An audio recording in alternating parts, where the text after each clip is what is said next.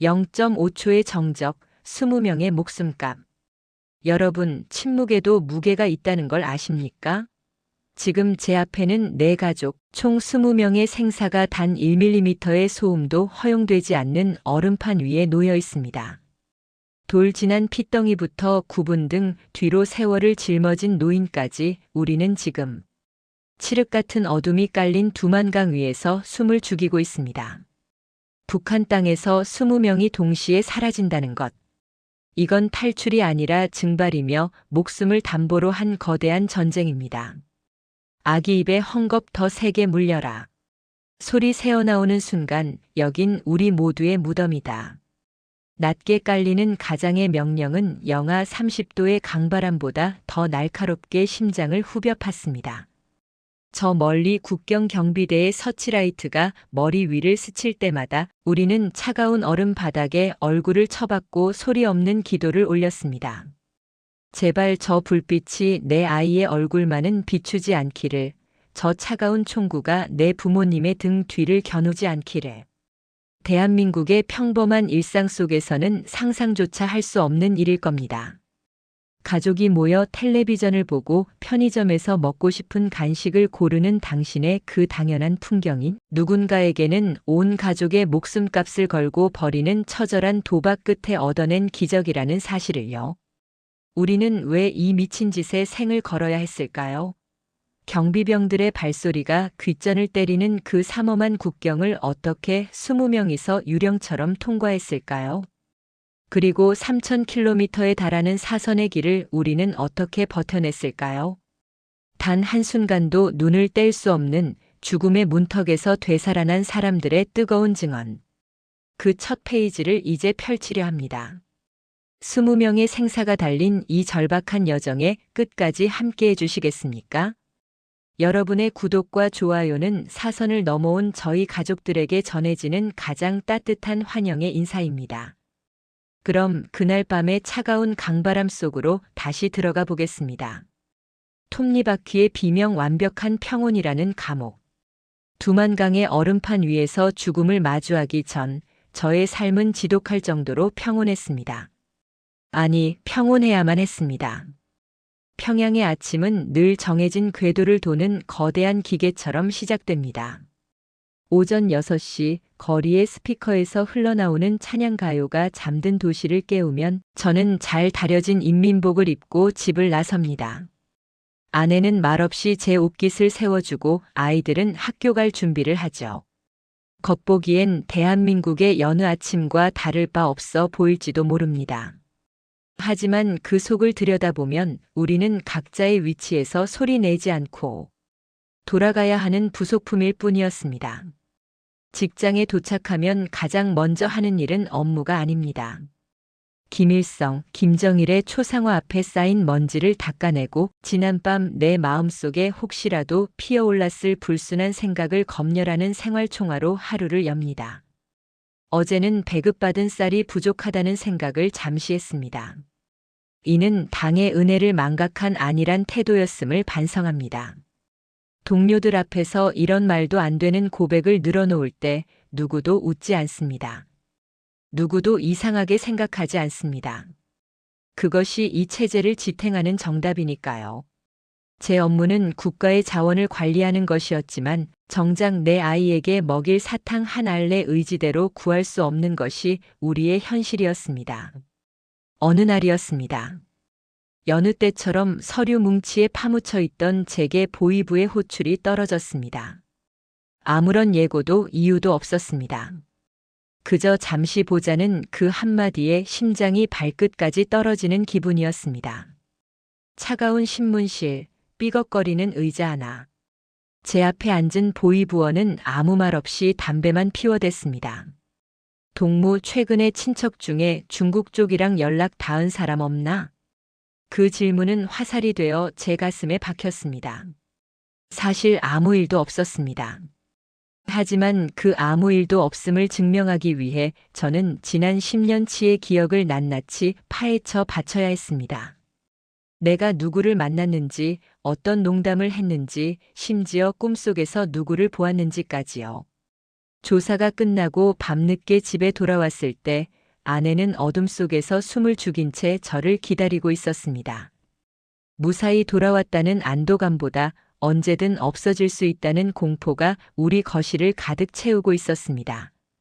그날 밤 저는 잠든 아이의 얼굴을 보며 처음으로 가슴 한구석에서 올라오는 서늘한 의문을 느꼈습니다. 우리는 왜 충성할수록 더 가난해지고 성실할수록 더 불안해지는가? 한번 시작된 의문은 걷잡을 수 없었습니다.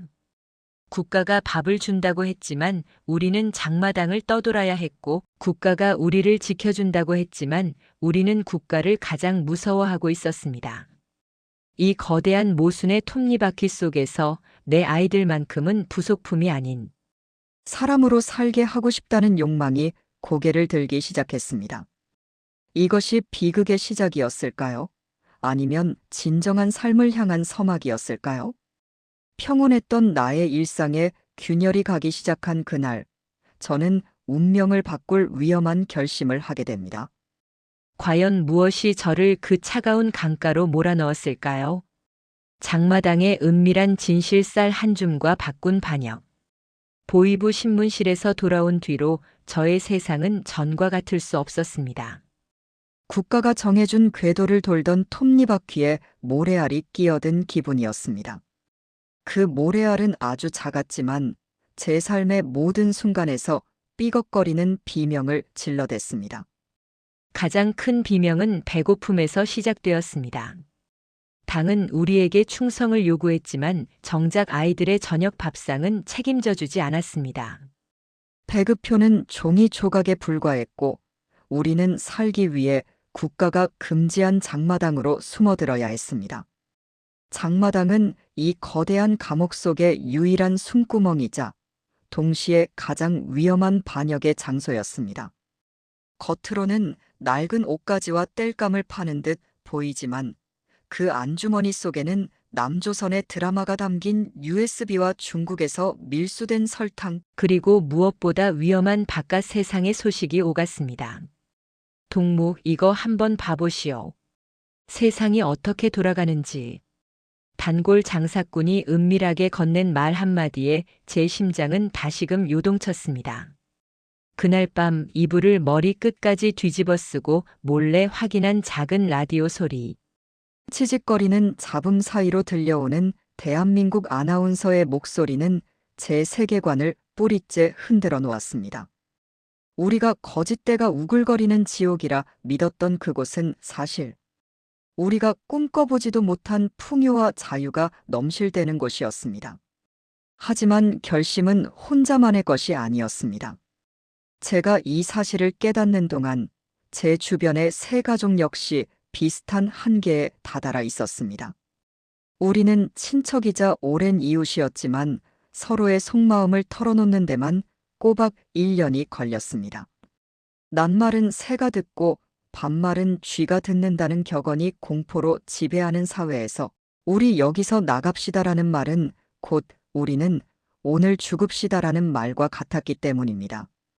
결정적인 사건은 그해 겨울, 제 조카의 죽음 직전의 고비였습니다. 폐렴에 걸린 아이에게 줄 항생제 하나를 구하지 못해온 가족이 피눈물을 흘리던 밤, 저는 깨달았습니다. 여기서 머무는 것은 안전한 삶이 아니라 천천히 말라 죽어가는 사형 선고일 뿐이라는 사실을요. 형님, 저만 믿으십시오. 우리 가족, 형님 가족, 그리고 아랫집 동생네까지 다 같이 가야 합니다. 혼자 가면 남겨진 사람들은 다 죽습니다. 제 제안에 형님은 사시나무 떨듯 손을 떨었습니다. 20명입니다.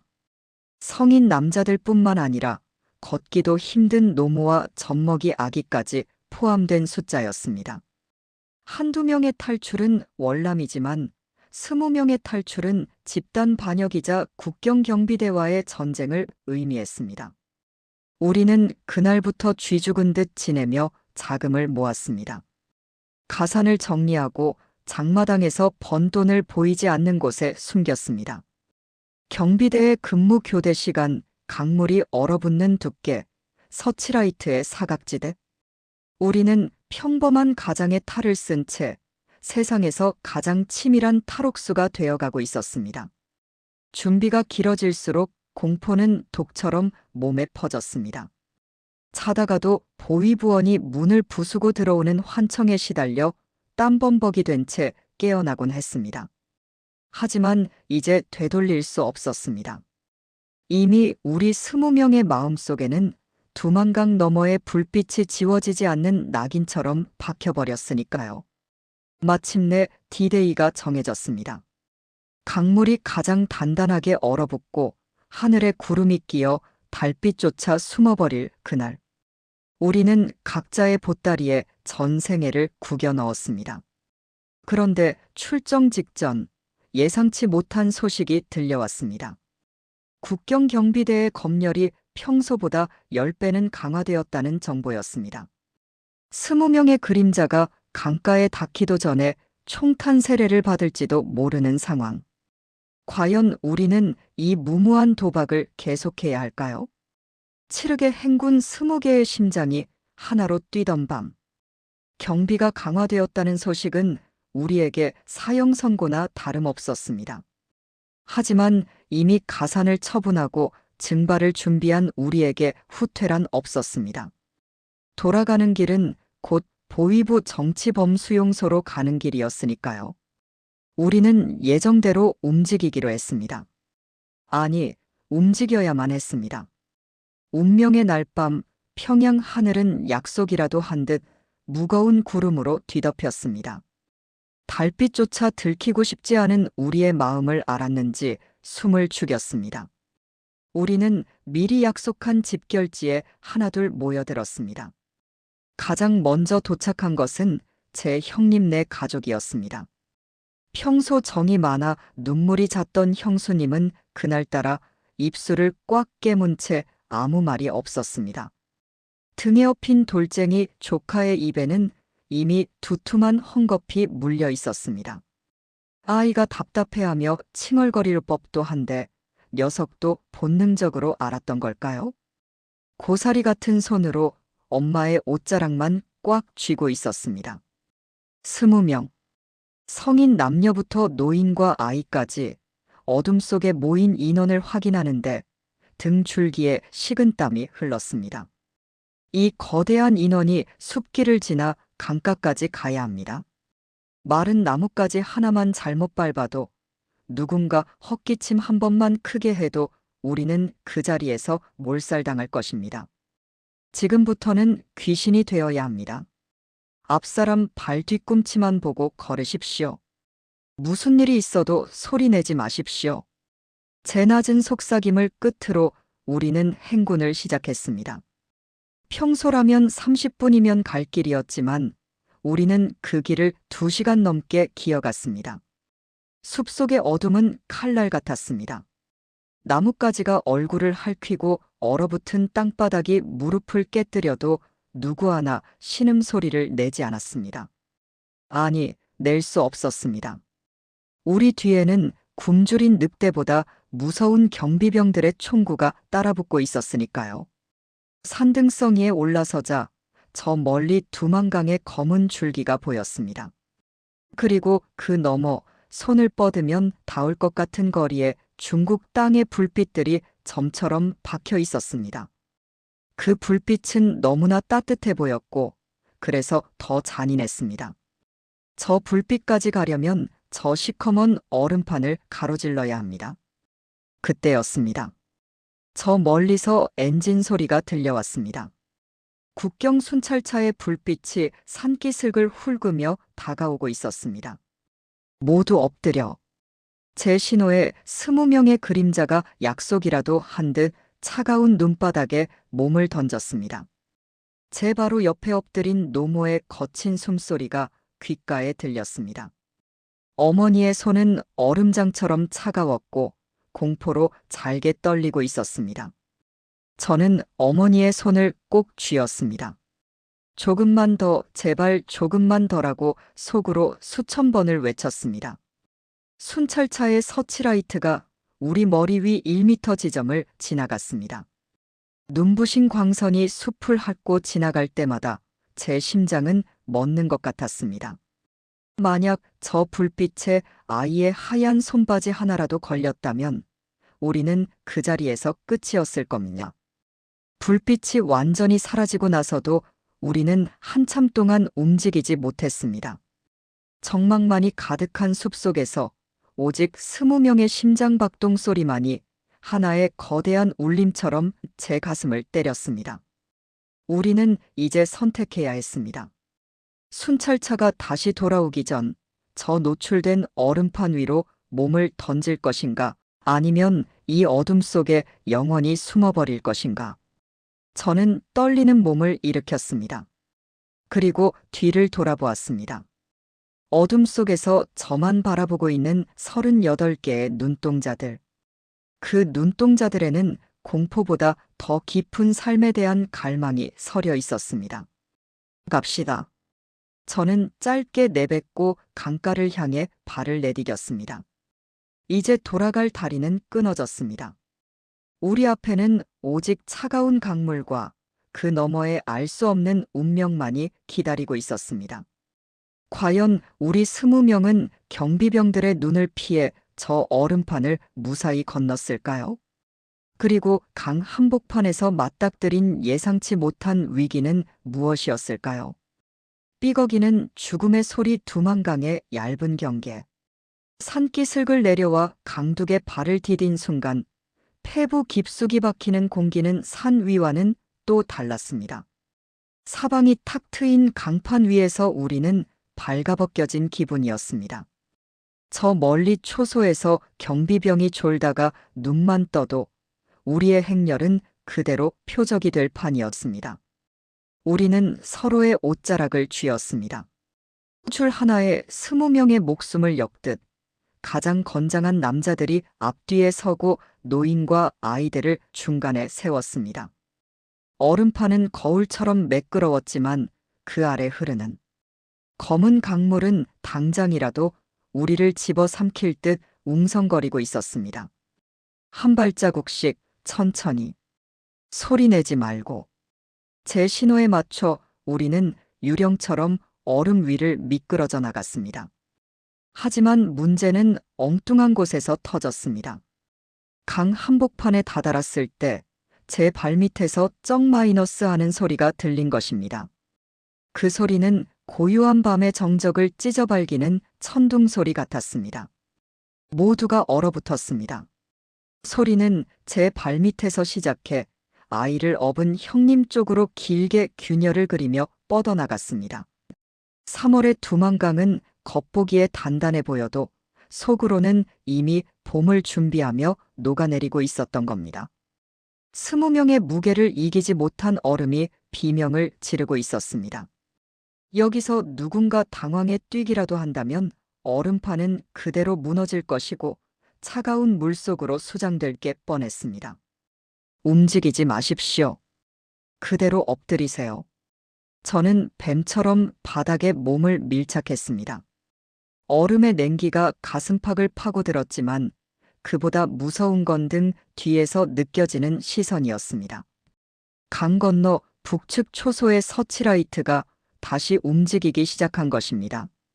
서치라이트의 하얀 눈동자가 강판 위를 핫듯이 지나갔습니다. 우리는 숨을 멈추고 얼음과 하나가 되었습니다. 제 코끝에 얼음 알갱이가 닿았고 바로 옆에 엎드린 동생의 이빨 부딪히는 소리가 들렸습니다. 그때였습니다. 아내의 등 뒤에 매달린 둘째 아이가 짧게 몸을 뒤틀었습니다. 입에 물린 헝겊이 답답했는지 아이의 콧구멍에서 끙하는 작은 신음이 새어나왔습니다. 순간 저 멀리 초소에서 사람의 목소리가 들렸습니다. 야, 저기 무슨 소리 안 났네. 심장이 멈추는 것 같았습니다. 경비병의 목소리는 강바람을 타고 명확하게 들려왔습니다. 서치라이트가 우리가 엎드린 구역 주위를 맴돌았습니다. 빛이 제 손등을 스쳐 지나갈 때 저는 눈을 질끈 감았습니다. 여기서 끝인가? 내 아이와 부모님을 내 손으로 죽음으로 몰아넣은 것인가? 그 찰나의 시간은 영겁 같았습니다. 하지만 기적이 일어났습니다. 강 상류 쪽에서 커다란 얼음덩어리가 부딪히며 화광 소리를 냈고 경비병들의 시선이 그쪽으로 쏠린 것입니다. 에이, 얼음 터지는 소구만. 이 추위에 누가 강을 건너겠네. 그들의 비웃음 섞인 대화가 멀어지자마자 우리는 필사적으로 기기 시작했습니다. 무릎이 깨지고 손바닥이 얼음에 베어 피가 났지만 아무도 멈추지 않았습니다. 마침내 강둑의 마른 풀들이 손에 잡혔을 때 우리는 그것이 중국 땅의 흙이라는 사실에 소리 없는 오열을 터뜨렸습니다. 그러나 안도감은 1분도 채가지 않았습니다. 강을 건너면 끝인 줄 알았는데 우리 앞에는 또 다른 어둠이 기다리고 있었습니다.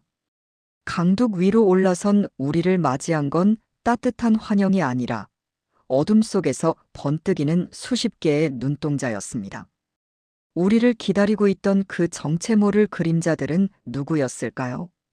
탈출의 기쁨은 왜 순식간에 공포로 변했을까요?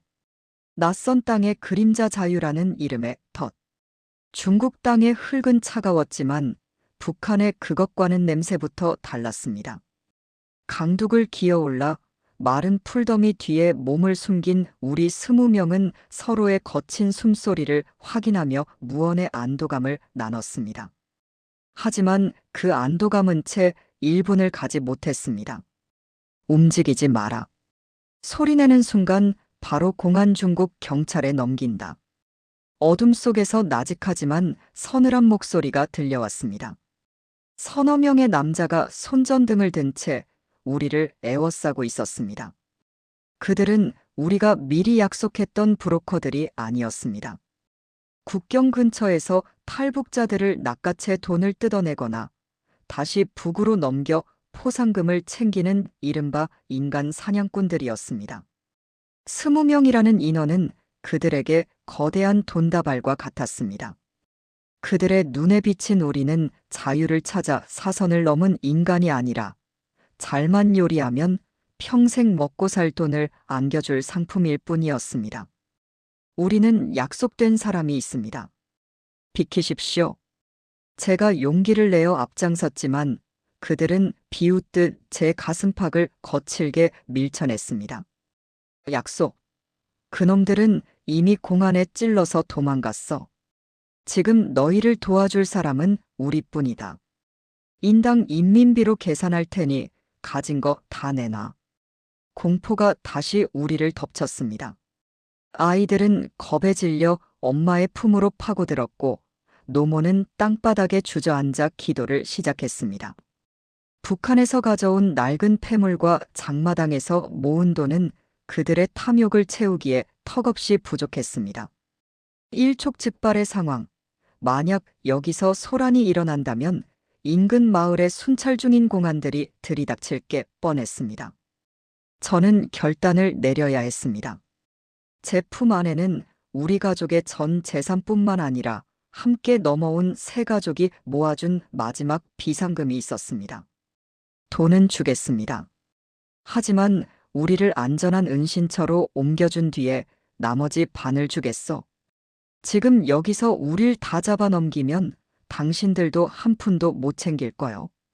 20명을 한꺼번에 넘기면 공안들도 당신들을 의심할 텐데 감당할 수 있겠소? 제 배수진이 통했는지 우두머리 격인 사내가 침을 뱉으며 길을 열었습니다. 그들을 따라 무릎 높이까지 자란 옥수수밭을 끝없이 걸었습니다. 중국의 밤은 광활했고 우리가 숨을 곳은 어디에도 없어 보였습니다. 그렇게 도착한 곳은 산속의 낡은 폐가였습니다. 창문은 깨져 있고 바닥은 한기가 올라오는 곳이었지만 적어도 서치라이트의 불빛은 피할 수 있었습니다. 우리는 그곳에서 꼬박 사흘을 굶으며 버텼습니다. 밖에서 문을 걸어 잠근 사내들은 우리가 도망가지 못하도록 감시하며 매일같이 더 많은 돈을 요구했습니다. 그 사흘 동안 제가 본 것은 지옥이었습니다. 저지 나오지 않아 울 기력조차 없는 아기를 보며 절망하는 동생, 발가락에 동상이 걸려 살점이 썩어가는 형님. 우리는 자유의 땅에 온 줄 알았는데 사실은 돈에 눈먼 이들이 쳐놓은 또 다른 그물에 걸려든 것이었습니다. 형님, 차라리 지금이라도 흩어지는 게 낫지 않겠습니까? 20명은 너무 눈에 띕니다. 동생의 떨리는 목소리에 저는 고개를 저었습니다. 흩어지는 순간 여자들과 노인들은 가장 먼저 희생양이 될 것입니다.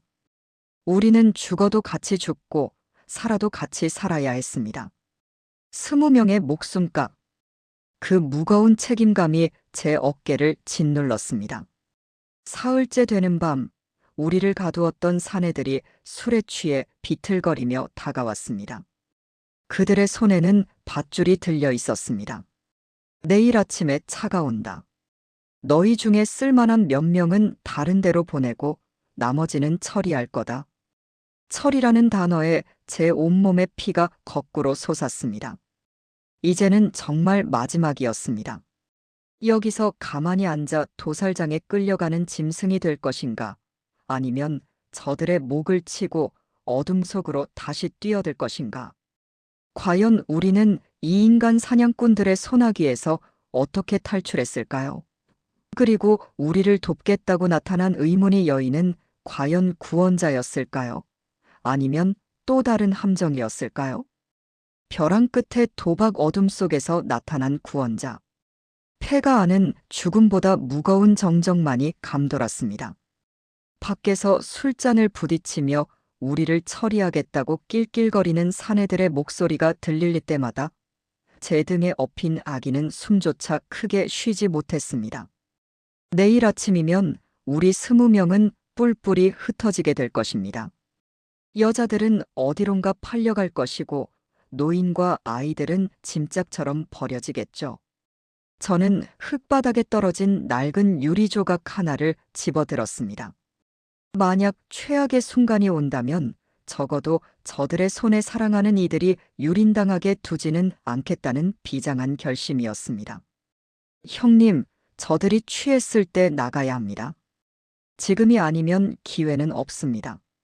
제 속삭임에 성인 남자들이 조용히 몸을 일으켰습니다. 우리는 숨소리조차 내지 않고 낡은 문틈으로 밖을 살폈습니다. 그 순간 폐가 마당으로 라이트가 꺼진 검은색 승합차 한 대가 소리 없이 미끄러져 들어왔습니다. 우리를 팔아넘기기로 한 차가 벌써 온 것인가 싶어 제 심장이 바닥까지 내려앉았습니다. 차에서 내린 사람은 덩치 큰 사내가 아니라 머리를 질끈 묶은 한 여성이었습니다. 그녀는 술 취한 사내들에게 다가가 무언가 서류를 보여주며 매섭게 몰아붙였습니다. 이 사람들, 이미 위에서 작업 끝난 인원들이야. 너희가 건드리면 공안이 아니라 그분들이 가만 안 둘 텐데 감당할 수 있겠어? 여자의 당당한 태도에 술 취한 사내들이 움츠러들었습니다. 한참 동안의 실랑이 끝에 사내들이 궁시렁거리며 숲속으로 사라졌고 여자는 폐가 문을 거칠게 열어젖혔습니다. 시간 없어요. 5분 안에 다 타요. 짐은 다 버리고 몸만 움직입니다. 우리는 그녀가 구원자인지 아니면 더 거대한 조직의 일원인지 알 수 없었습니다. 하지만 그 눈빛에는 사람을 물건으로 보지 않는 기묘한 강단이 있었습니다. 20명의 인원이 좁은 승합차 안에 겹겹이 포개어 앉았습니다. 아기들은 엄마의 품에 얼굴을 묻었고 노모는 소리 없는 기도를 올렸습니다. 차가 출발하자 여자는 운전대를 잡은 채 백미러로 저를 쳐다보았습니다. 운 좋은 줄 아세요. 조금만 늦었으면 당신들 내일 아침에 산 하나 너머로 다 흩어졌을 테니까. 그녀는 자신을 심부름꾼이라고만 소개했습니다.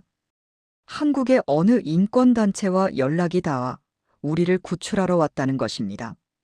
하지만 안심하기엔 일렀습니다. 우리가 탄 차는 중국의 검문소를 피하기 위해 국도가 아닌 거친 산길과 농로만을 골라 달렸습니다. 지금부터 3,000km를 가야 합니다. 중국을 가로질러 라오스 국경까지 가야 하는데 그 사이 검문소만 수십 개예요. 한 번이라도 걸리면 끝입니다. 그녀의 말에 차 안은 다시 얼음장처럼 차가워졌습니다. 이제 막 한 고비를 넘겼는데 우리 앞에는 중국 대륙이라는 거대한 감옥이 펼쳐져 있었습니다. 20명이 한꺼번에 이동하는 것은 불가능에 가까운 일이었습니다. 공안의 눈을 피하기 위해 우리는 다시 인원을 나누어야 할지도 모릅니다. 절대 떨어지지 않겠습니다. 죽어도 여기서 다 같이 죽겠습니다. 제 단호한 말에 여자는 한숨을 내쉬며 엑셀을 밟았습니다. 차창 밖으로 보이는 중국의 밤 풍경은 북한보다 화려했지만 그 화려함은 우리에게 언제든 터질 수 있는 지뢰밭과 같았습니다. 우리는 그렇게 3,000km 사선의 길 위에 올랐습니다. 며칠을 씻지도 못하고 제대로 먹지도 못한 채 좁은 차 안에서 서로의 체온에 의지하며 달렸습니다. 그리고 마침내 첫 번째 거대 검문소가 우리 앞을 가로막았습니다. 수십 명의 공안이 경봉을 휘두르며 차들을 세우고 있었습니다. 우리 차례가 다가올수록 아내의 손은 사시나무 떨듯 떨렸습니다. 과연 우리는 이 첫 번째 검문소를 무사히 통과할 수 있을까요? 그리고 차 안에서 갑자기 터져나온 아이의 울음소리는 우리의 운명을 어떻게 바꾸어 놓았을까요? 0.1초의 침묵 붉은 불빛 아래 선 20명. 승합차의 헤드라이트가 전방 100m 앞에 검문소를 비추었습니다. 정지라고 적힌 붉은 표지판과 공안들의 야광 조끼가 어둠 속에서 번뜩였습니다. 제 옆에 앉은 아내의 손은 이미 땀으로 흥건했고 차 안은 거친 숨소리조차 죄악이 되는 정적에 휩싸였습니다. 모두 고개 숙이세요. 잠든 척하세요. 절대로 눈 마주치지 마세요. 조력자 여인의 낮은 명령과 함께 차가 멈춰 섰습니다.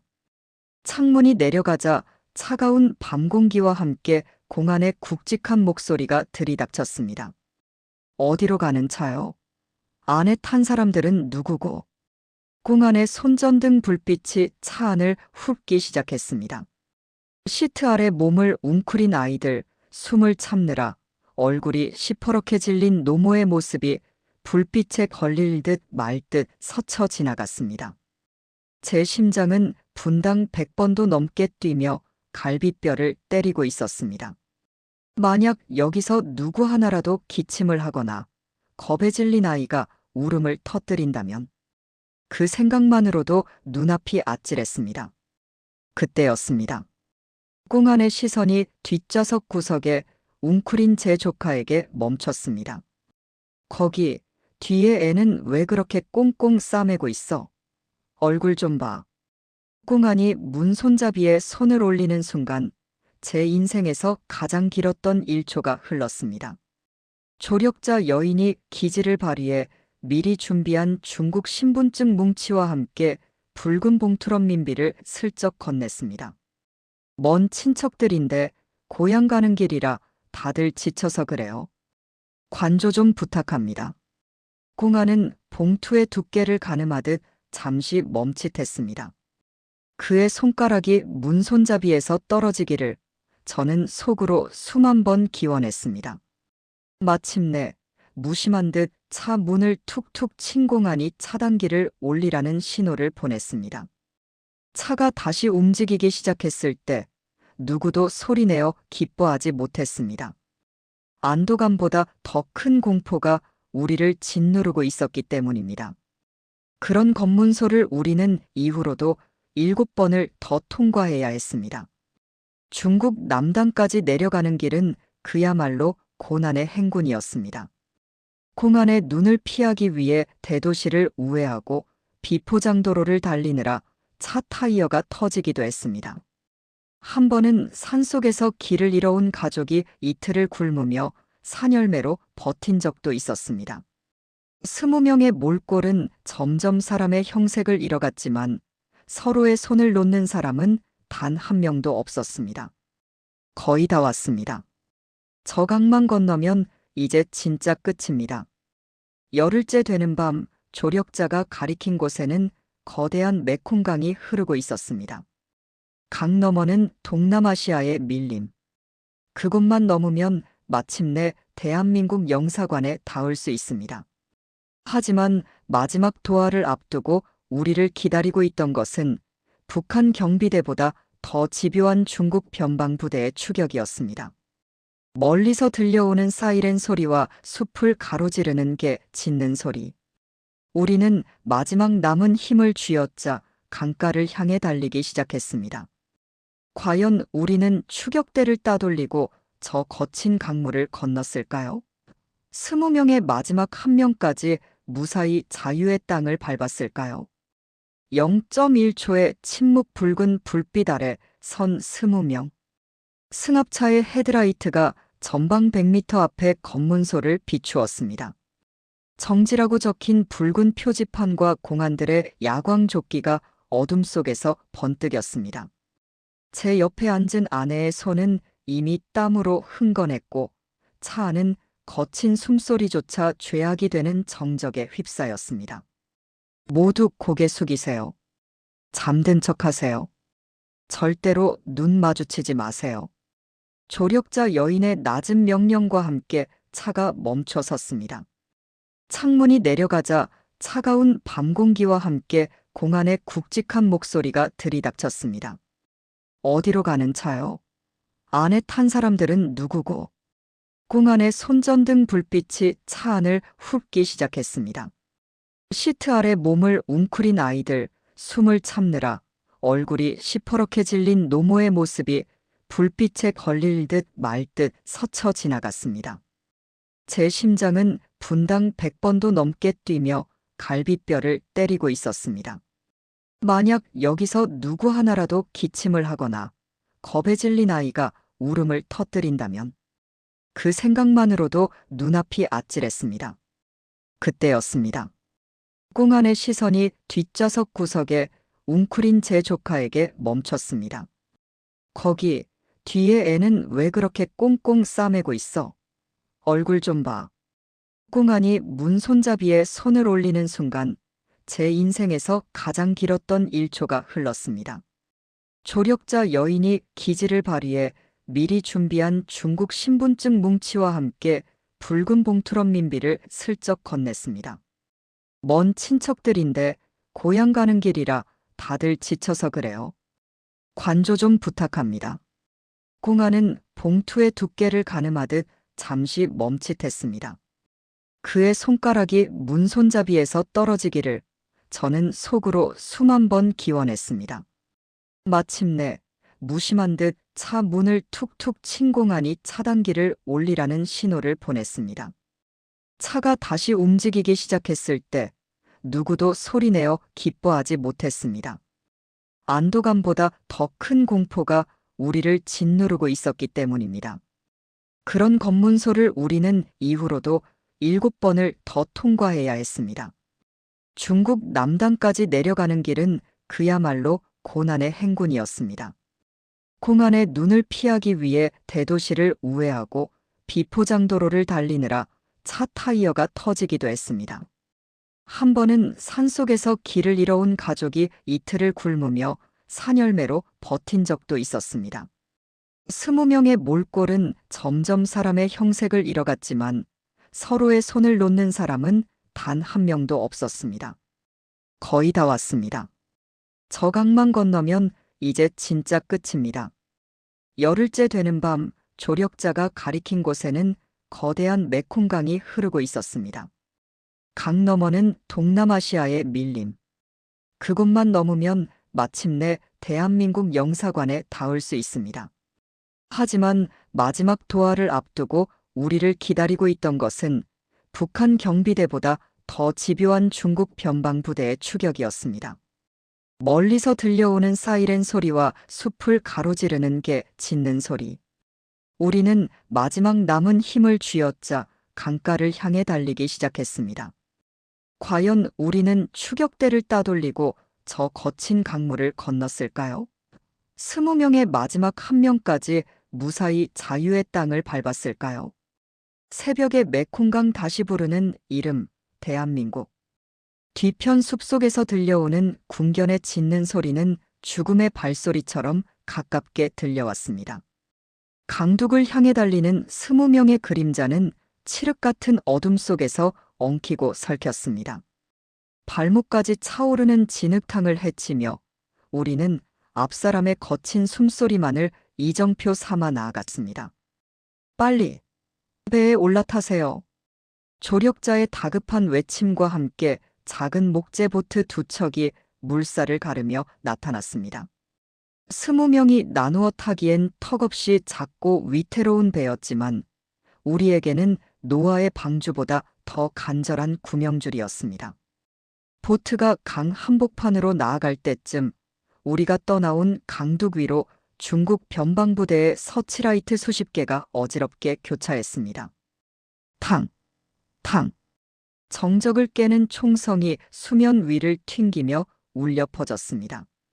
아내들은 아이들의 귀를 틀어막았고 남자들은 맨손으로 물살을 저으며 필사적으로 나아갔습니다. 강 한복판 국경의 중심을 지나는 순간 신기하게도 총성이 멀어지고 강물 소리만이 고요하게 들려왔습니다. 그제야 우리는 깨달았습니다. 우리가 죽음의 땅을 벗어나 마침내 살 수 있는 땅에 들어섰다는 것을요. 그로부터 며칠 뒤 대한민국 영사관의 태극기를 마주했을 때 우리 20명은 누가 먼저랄 것도 없이 무릎을 꿇고 통곡했습니다. 그 태극기는 단순한 천조각이 아니었습니다. 우리를 버린 조국 대신 우리를 품어줄 새로운 고향, 그리고 잃어버렸던 우리의 이름을 되찾아주겠다는 약속이었습니다. 하지만 진짜 기적은 대한민국 땅에 정착한 뒤에 찾아왔습니다. 처음 간 편의점에서 어서 오세요라는 평범한 인사를 들었을 때 저는 눈물이 핑 돌았습니다. 누군가에게 감시받지 않고 내 의지대로 물건을 사고 정당한 대가를 지불하는 그 당연한 상식이 우리에게는 눈물겨운 자유였습니다. 처음으로 받은 주민등록증을 손에 쥐던 날, 저는 한참 동안 제 이름을 손가락으로 쓸어보았습니다. 북한에서는 몇 번 동무 혹은 어느 집 자식으로 불리며 체제의 부속품으로 살았지만 이제 저는 대한민국의 당당한 시민 누구로서 다시 태어난 것입니다. 지금 우리 20명은 어떻게 살고 있을까요? 탈출할 때 등에 업혔던 젖먹이 조카는 이제 초등학교에 입학해 가방을 메고 뛰어다닙니다. 아빠, 나 커서 대통령 될 거야. 라고 당당하게 말하는 아이의 목소리에서 더 이상 북한의 그늘은 찾아볼 수 없습니다. 동생은 밤낮으로 일해 모은 돈으로 작은 트럭 한 대를 장만했고, 저는 매일 저녁 가족들과 식탁에 둘러앉아 내일의 계획을 세웁니다. 내일은 뭘 먹을까? 주말엔 어디 놀러 갈까? 이 소소하고 시시한 대화들이야말로 우리가 목숨을 걸고 찾아낸 진정한 보물입니다. 우리는 이제 더 이상 밤마다 보위부의 구둣발 소리에 가슴을 졸이지 않습니다. 더 이상 아이의 굶주린 울음소리를 듣지 않아도 됩니다. 여러분, 이 긴 이야기를 들어주셔서 감사합니다. 20명의 목숨을 건 3000km의 여정은 여기서 마침표를 찍지만 대한민국에서 시작된 우리의 삶은 매일매일이 새로운 시작입니다. 여러분이 보내주신 따뜻한 응원은 사선을 넘어온 저희 가족들에게 당신들은 혼자가 아니다라는 가장 큰 위로가 되었습니다. 자유의 소중함을 잊지 않고 대한민국 국민으로서 부끄럽지 않게 살아가겠습니다. 여러분이 눌러주신 구독과 좋아요는 단순히 채널을 응원하는 것을 넘어 사선을 넘어온 저희에게 잘 왔다, 고생했다라고 말해주는 따뜻한 손길과 같습니다. 여러분의 그 다정한 손길을 잊지 않고 이제는 누군가에게 희망을 주는 삶을 살아가겠습니다. 20명의 생사가 달렸던 기적 같은 탈출기, 그 긴 여정을 함께해 주신 여러분 진심으로 고맙습니다.